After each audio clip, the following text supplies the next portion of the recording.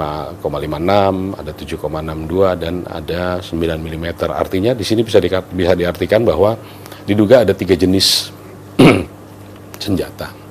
Begini, begitu kami mendapatkan informasi peristiwa itu, kemudian mendapatkan berbagai macam masukan dan lain sebagainya, saya berpikir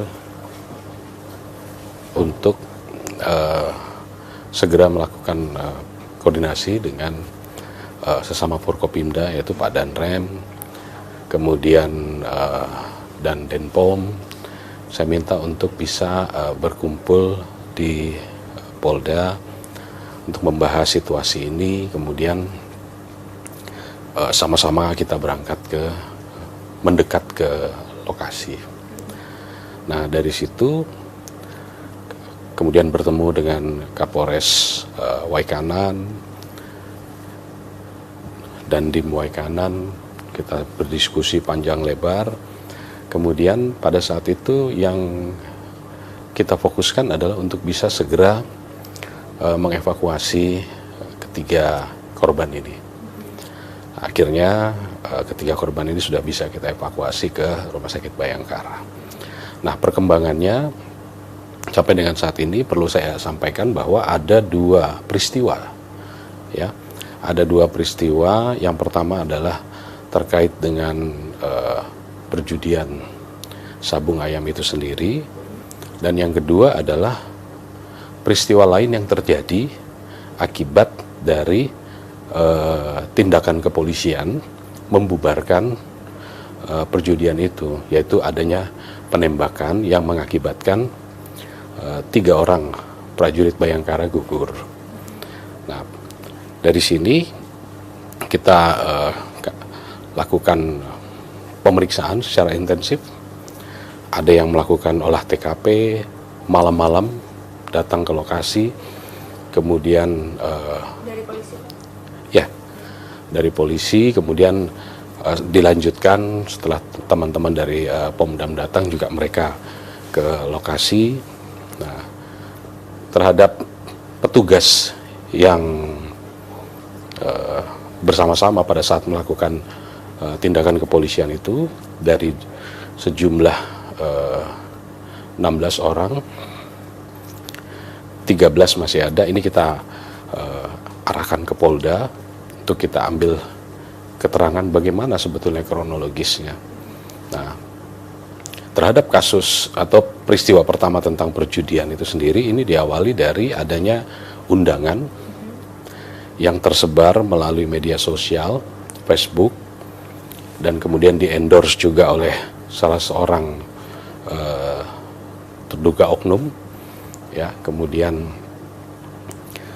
itu ditindaklanjuti oleh Kapolres untuk bisa menugaskan anggotanya ke sana untuk melakukan tindakan pembubaran.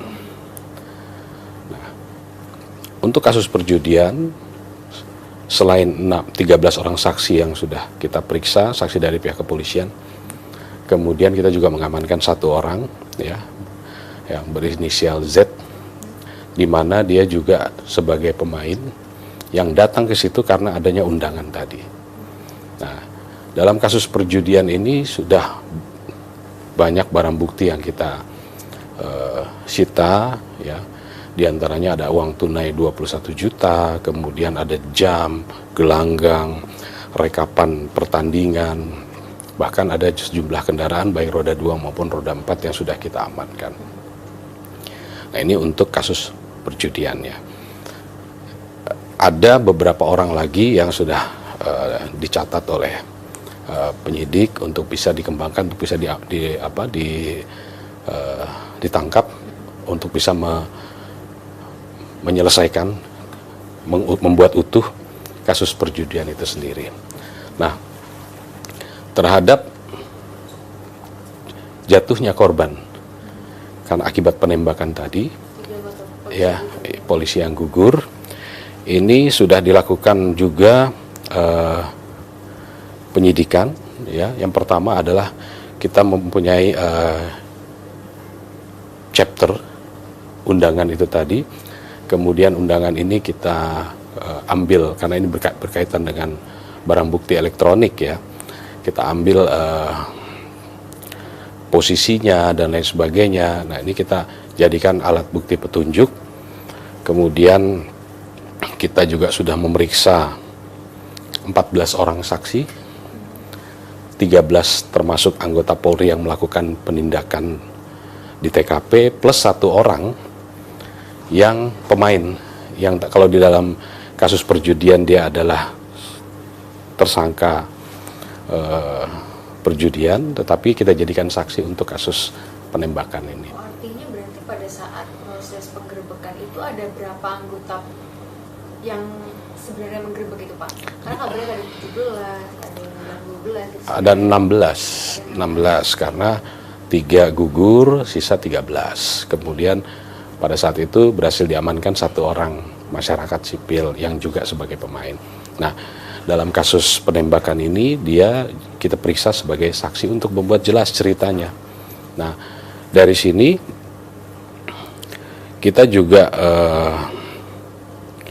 membuat supaya bahwa peristiwa penembakan itu antara siapa dengan siapa dan lain sebagainya, kita dapat informasi tentang yang diduga pelaku penembakan itu adalah seorang oknum yang oleh saksi Z, ya, saksi Z itu dia akui, dia lihat bahwa, dan dia juga kenal, ya, dia bisa hadir karena ada undangan dari yang bersangkutan yang diupload oleh yang bersangkutan. Ini kita ambil keterangan dia. Kemudian juga sesaat sebelum terjadinya peristiwa itu, saksi Z ini juga melihat bahwa yang bersangkutan membawa atau menyimpan senjata genggam laras pendek di celananya dan membawa senjata laras panjang yang dia tidak tahu jenisnya apa. Oke, berarti sebenarnya dari 2 peristiwa yang tadi disebutkan, ini ada 1 tersangka dan 2 terduga pelaku penembakan atau seperti apa, Pak? Begini, 2 peristiwa ini untuk perjudian, ini 1 sudah kita tetapkan tersangka, tetapi tidak menutup kemungkinan yang oknum ini juga menjadi tersangka dalam kasus perjudian, karena dia diduga sebagai penyelenggara, gitu. Nah, dalam kasus penembakan, yang oknum ini sebagai tersangka, tetapi yang pemain dalam kasus perjudian tadi kita jadikan saksi karena dia melihat, mendengar dan mengetahui peristiwa tadi, ya. Untuk tersangka ini adalah dari sipil atau dari oknum juga, Pak? Yang tersangka ini Z, ya, Z. Ini adalah sipil, masyarakat, ya, pemain. Dia datang karena mendapatkan undangan untuk bermain sabung ayam dari dia. Oknum itu. Ya, yang disebar melalui media sosial, Facebook maupun WhatsApp, sehingga pada berdatangan. Itu berarti pengakuan dari Z-nya ya, Pak? Ya. Kalau pengakuan dari 2 oknum yang diduga sebagai pelaku ini, seperti apa, Pak, pengakuan dari mereka? Untuk kedua orang ini saat ini sedang dalam pengamanan dari teman-teman kita di Denpom Bandar Lampung, dan peristiwa ini dalam proses penyidikannya Polda Lampung bekerja bersama-sama melaksanakan joint investigasi, saling melengkapi penyelidikan untuk bisa membuat terang peristiwa yang terjadi. Jadi saat ini mereka sedang dalam pengamanan dari teman-teman dari Pomdam. Artinya sudah diketahui belum sih, Pak, untuk peran dari masing-masing? Ya, sementara karena kan ini joint investigasi, kami juga mendapatkan informasi dari teman-teman dari Pomdam bahwa berdasarkan pengakuan 2 oknum ini, mereka mengaku bahwa mereka berada di lokasi. Dan kalau kita uji dengan alat bukti yang lain, ini klop, ya, dengan keterangan si Z, ya, Z pemain dan sekaligus juga saksi yang melihat di TKP yang juga kenal, dia melihat bahwa kedua orang ini ada. Kemudian dari 13 anggota Polri yang melakukan penindakan di sana, ada 4 yang melihat, kenal, bahkan tahu, sehingga pengakuan dengan oknum ini, sehingga pengakuan dari mereka bahwa mereka berada di lokasi itu bisa kita pastikan benar. Nah, dari 4 orang ini juga dijadikan sebagai saksi ya, saksi utama ya Pak? Ya, saksi peristiwa yang bisa dimanfaatkan oleh teman-teman dari POM untuk nanti mungkin untuk didalami dan lain sebagainya. Pak, itu kan tadi seperti dikatakan kalau melihat ada senjata yang dibawa oleh salah satu oknum tersebut gitu ya Pak. Kalau sampai saat ini sudah diketahui belum sih Pak terkait dengan kepemilikan, lalu ya terkait dengan senjata yang dimiliki oleh si oknum ini Pak? Begini, itu kan berdasarkan pengakuan. Berdasarkan pengakuan dia kepada penyidik POM bahwa dia ada di lokasi, dia melakukan penembakan, dan dia membawa senjata api. Nah, bahkan dia mengakui bahwa senjata api itu adalah senjata api rakitan. Nah, kita penyidik harus bisa membuktikan keterangan pengakuan tadi dan mencari alat bukti yang bisa mendukung. Gitu ya. Contoh misalkan melakukan penembakan, dia mengakui bahwa dia melakukan penembakan.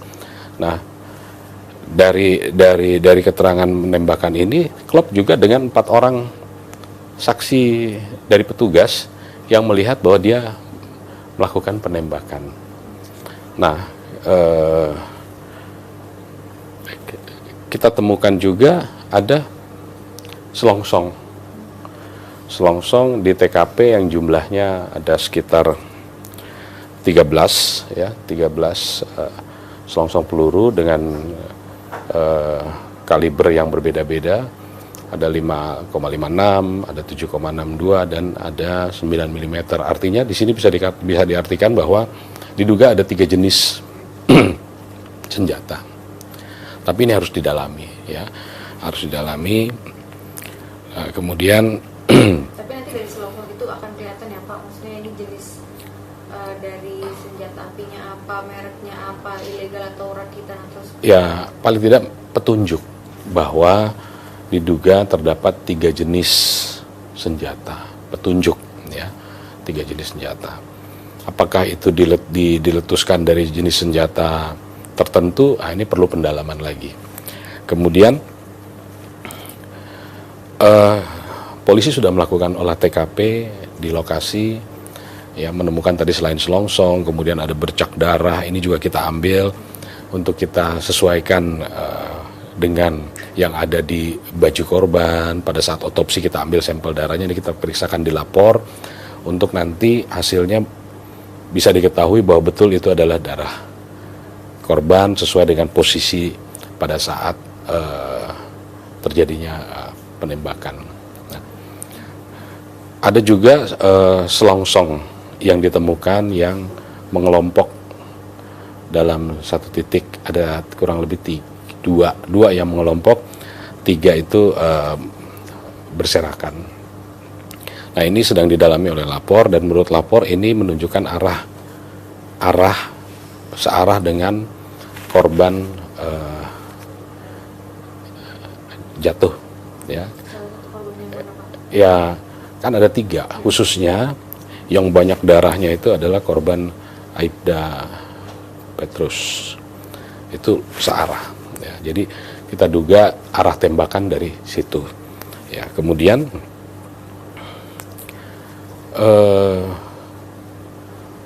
kita juga melakukan pemeriksaan dengan dibawa ke Rumah Sakit Bayangkara, kita melakukan otopsi. Ya, perlukaan dari ketiga jenazah ini, 2 itu berada di kepala, 1 berada di badan, di dada. Kemudian dilakukan otopsi. Untuk yang di kepala itu proyektilnya sudah terpecah-pecah, namun yang di badan, di dada itu masih utuh. Dan ini kita akan periksakan ke laboratorium forensik untuk bisa kita ketahui apakah itu ditembakkan dari senjata laras panjang atau laras pendek, pabrikan atau non-pabrikan. Dan terkait dengan hal tersebut juga bisa dilihat terkait dengan jarak dekat atau jauhnya juga nggak Pak, kalau melihat dari luka hasil otopsi? Ya, ini nanti yang akan mendalami keterangannya adalah dari ahli forensik itu sendiri.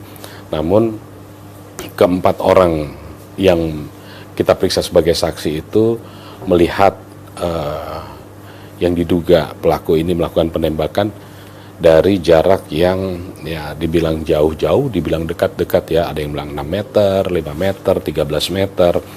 Nah, di antara 4 orang ini juga ada yang kenal betul dengan terduga pelaku ini. Sehingga dia bisa memastikan bahwa ini dia melakukan penembakan.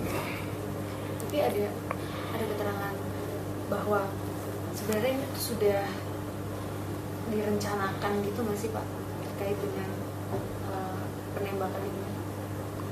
Maksudnya penembakan yang menembak polisi? Iya. Kita belum menemukan informasi lebih lanjut tentang itu. Oke. Pak, ini kan